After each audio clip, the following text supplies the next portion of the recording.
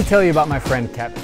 Kevin and I grew up together throughout elementary school and middle school, and if I'm being honest, Kevin was super dope. He was a star athlete. All the ladies thought he was pretty good looking. He always had the newest pair of Nikes, and he was the first of my friends to get a Razr flip phone. You can ask your leaders about what those are later. But the older we got, the more and more I noticed that Kevin was changing. He started hanging out with a different crowd, and he started doing some things that I just wasn't all that comfortable with.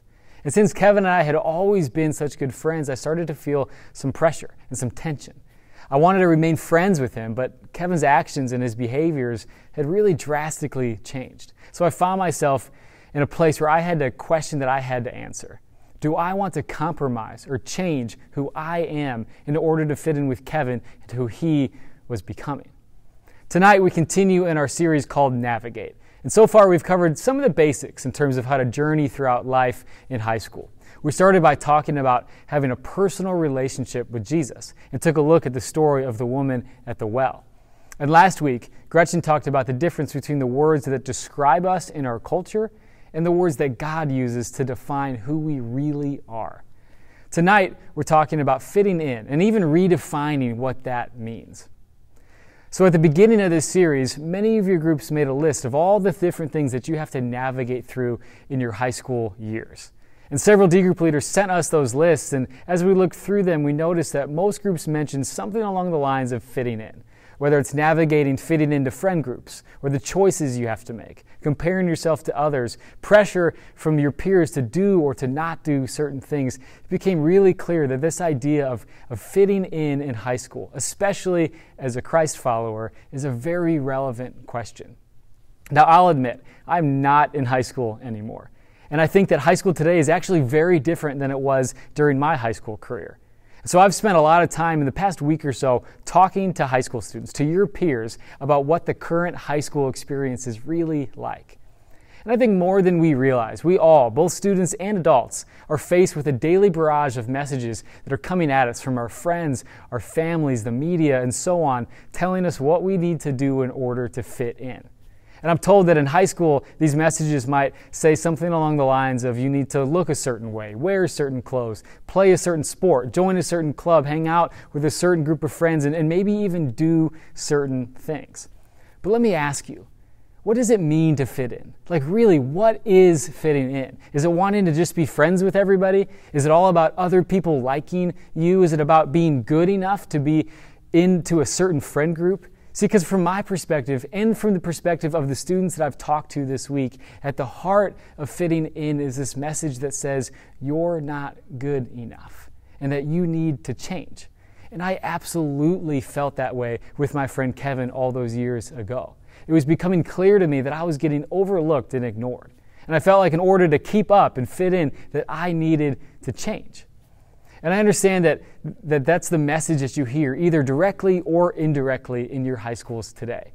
High school is really competitive. There's such a focus on either being the best at something or not even bothering to try.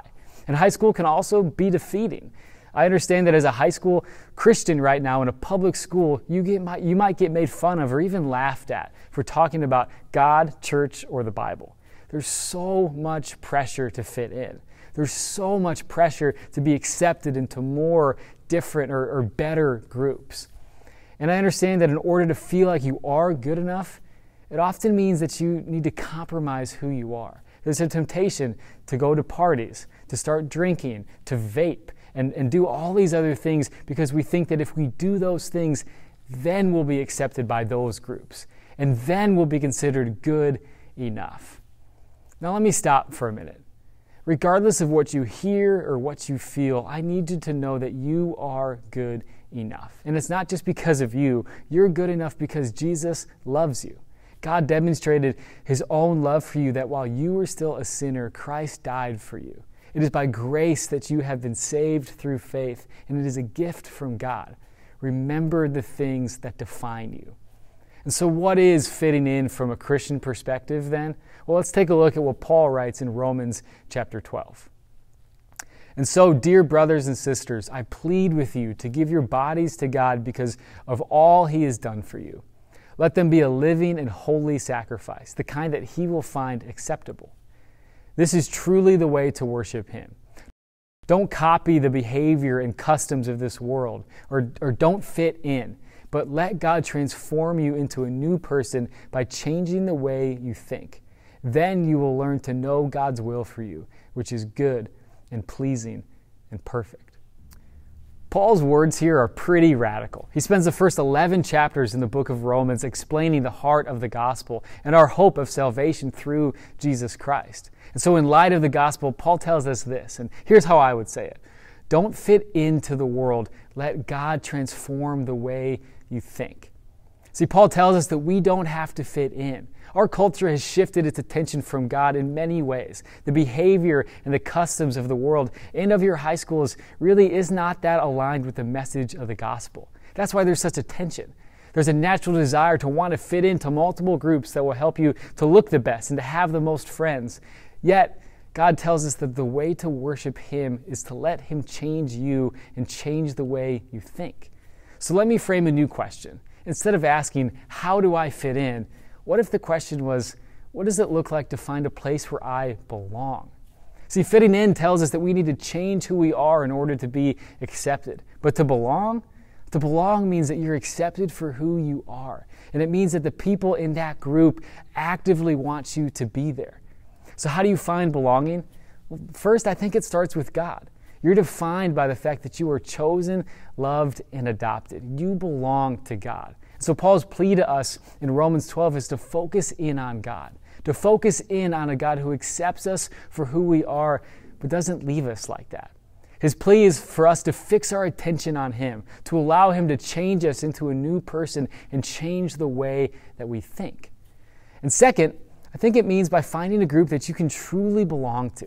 If you find yourself constantly trying to be with a crowd that doesn't really know you and doesn't really accept you for who you are, but instead wants you to change in order to be more like them, well, that's probably not the right group for you to pursue. So you don't need to change who you are in order to belong. You can be the same person everywhere in your life. You can be the same person at church and in your math class, on your tennis team, at show choir, the same person at work and at home and everywhere else. And I'm not saying that that's easy. It might actually take a lot of time and take a lot of patience. But I believe that there is a place for all of us to find belonging. That's true for every student that I've talked to recently, whether it's at church, in their D group, by finding a group of friends at school that really accept them for who you are. I believe that belonging is possible. And it's also important to be somebody that allows others to be themselves as well. Not only can you find belonging in your high school years, I believe that you could also offer belonging to the other people around you.